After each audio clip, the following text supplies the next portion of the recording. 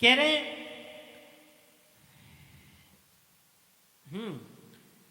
कह रहे ये जो एसोएन यानी जो पुत्र थे, जब वो जी उठे तो जितने भी खुदा के वायदे किए हुए बीज थे, जिनको उन्होंने पहले से जाना, जो पहले से पृथ्वी में पड़े हुए थे, उनमें जीवन लेके आए। और कह रहे और ईस्टर की सुबह उस मिट्टी में हमारी देहें कहीं ना कहीं पड़ी हुई थी। और क्योंकि हम जानते हैं कि हम क्या हैं, हम इस पृथ्वी की मिट्टी से बने हैं। और स्वर्ग में एक यादाश्त की पुस्तक है जहां पे खुदावंद हमारे हर एक अंग को लिखते जाते हैं। और ये उनके गुण थे जो उसके अंदर थे, ये जानते हुए क्योंकि जब ये खुदा का बेटा जी उठेगा तो ये अपने साथ उस हरेक पहले से ठहराए हुए बेटे को और बीज को जिला उठाएगा जो पहले से ठहराया गया है। आमीन। तो जब हमारी और आपकी देहें मिट्टी में पड़ी हुई थी तो खुदावंद को तो मालूम थी कि मेरी देह वाली मिट्टी कहां पड़ी हुई है, आपकी देह वाली मिट्टी कहां पड़ी हुई है, क्योंकि उनको आदम का मालूम था। इसलिए नबी अपनी मिट्टी को पहचान पा रहे कि मैं तो इंडियाना की मिट्टी से बना हुआ हूं। आमीन। हो सकता है आप कह सकते हैं मैं छत्तीसगढ़ की फलानी जगह की मिट्टी से बना हुआ हूं। आमीन। और कैसे नबी इस बात को कह रहे थे, इसको साबित करने के लिए एक बार क्या हुआ कि यीशु मसीह एक दिन जा रहे हैं और वहां पे उनको एक ऐसा अंधा आदमी मिल रहा है जिसकी आंखें नहीं है, उसके यहां पे केवल गड्ढा है। जब खुदा ने उसके पूरे जिस्म को बनाया तो आंखें नहीं बनाई, उसके दीदे नहीं बनाए। और जब यीशु मसीह वहां से गुजरते हुए जा रहे हैं तो वो यीशु मसीह को कह रहा है कि हे प्रभु मुझ पे दया कर। यीशु मसीह ने उससे पूछा तो क्या चाहता है मैं तेरे लिए करूं? उसने कहा मैं ये चाहता हूं कि मैं देखने लगूं। आमीन। अब यीशु मसीह वहां पे खड़े हैं। यीशु मसीह ने इधर उधर देखा, थोड़ा आगे गए, थोड़ा पीछे गए। उन्होंने एक खास जगह पे देखा और उस खास जगह पे उन्होंने एक खास जगह की मिट्टी को देखा, उस पे थूका, वहां से मिट्टी उठाई और लिया और उसकी आंखों में सेट कर दिया। क्या हुआ? और उससे कहा जाके शीलो में धो ले। यीशु मसीह ये क्या कर रहे थे? यीशु मसीह को मालूम था, क्योंकि यीशु मसीह कौन थे? पुराने नियम का यहोवा ही नए नियम के यीशु हैं। तो वो जो सृष्टिकर्ता यहोवा थे, जब वो उस अंधे के जिस्म को बना रहे थे तो उन्होंने उस मिट्टी की सारी मिट्टी को लिया और पूरा जिस्म बना दिया, लेकिन जो आंख वाला हिस्सा था वो वही मिट्टी में ही छोड़ दिया था। जब यीशु मसीह चलते हुए वहां आए तो यीशु मसीह को मालूम था कि आज मुझे ये अंधा मिलेगा और ये मुझसे कहेगा कि मुझे मेरी आंखें दे दो। आमीन। और तब यीशु मसीह उस खास जगह पे जाएंगे और देखेंगे कि वो वाला आंख वाला मिट्टी का हिस्सा कहां छूटा हुआ है। और उस यीशु मसीह ने इधर नहीं थूका, इधर नहीं थूका, लेकिन एक खास जगह पे थूका। आमीन। और वहां से उन्होंने उसके मिट्टी ली, वहां से उसने उसके आंखें बनाई और उसके गोलकों में डाल दी। आमीन। अब क्या मिट्टी की आंख देख सकती है? क्या मिट्टी की आंख तो नहीं देख सकती। आमीन।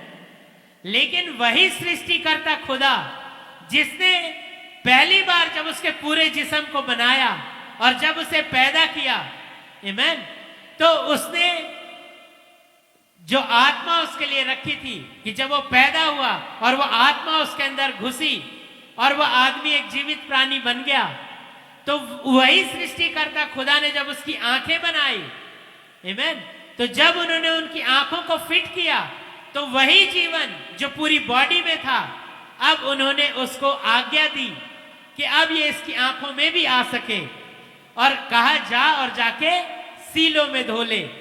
और शीलो का क्या मतलब होता है? भेजा हुआ। यानी उसकी आंखें बंद क्यों थी?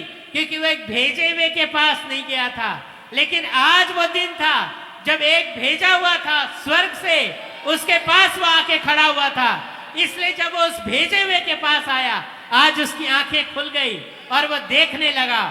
आमीन। तो कह रहे हैं कि और अनंत जीवन यह है कि वे तुझ एकमात्र सच्चे खुदा को और यीशु मसीह को जिसे तूने भेजा है जाने। तो आज इस यीशु को जानने में अनंत जीवन छुपा हुआ है। इसीलिए जब आज ये यीशु आए तो ये खाली हाथ नहीं आए, लेकिन अपने हाथ में खुली हुई पुस्तक को लेके आए। आमीन। कि जो उसे जानेगा अनंत जीवन उसे मिलेगा। आमीन। क्योंकि नबी ने बताया कि शैतान को परवाह नहीं है कि आप कितना चर्च जाते हो, आप कौन से चर्च में जाते हो। कह रहे इससे शैतान को रत्ती भर भी परवाह नहीं पड़ता। उसको परवाह पड़ता है कि कहीं ये वाला जीवन आपके पास तो नहीं आ गया।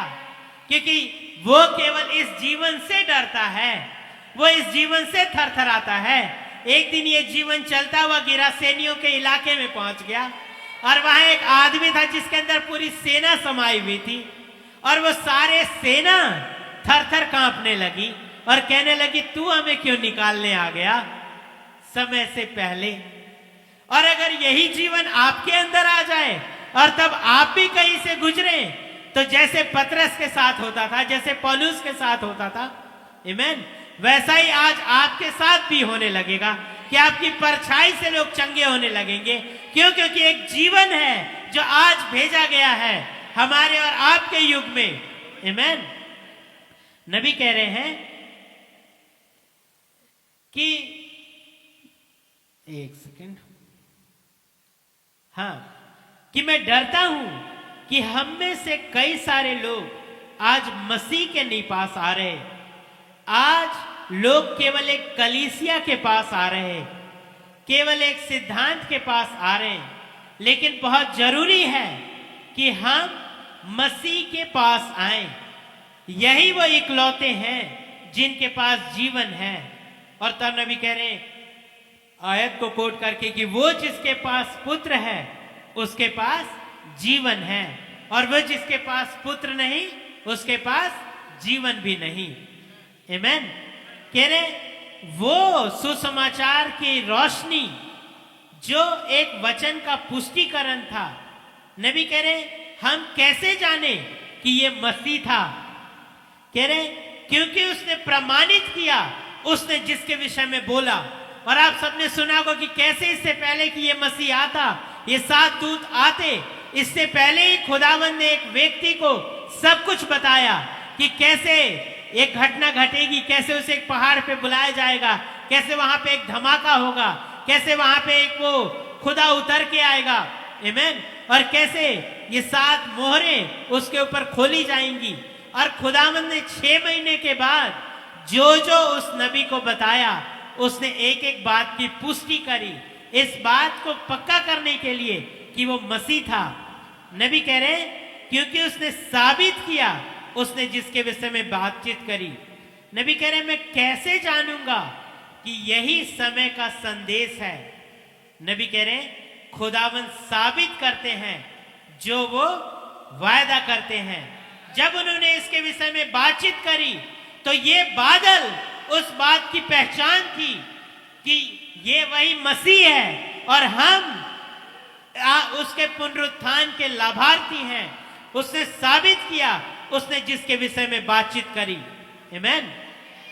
लेकिन होता क्या है हमारे और आपके जीवन में? हमारे और आपके लिए भविष्यवाणी थी कि हम दिन और रात इस भेजे हुए पुस्तक के ऊपर मनन करें, लेकिन एक समय आता है जब हम उससे ड्रिफ्ट हो जाते हैं, उससे हट जाते हैं। आमीन। और अपने सृजनहार खुदा से दूर हो जाते हैं। और इसमें कई सारी चीजें हमारी मदद करती हैं।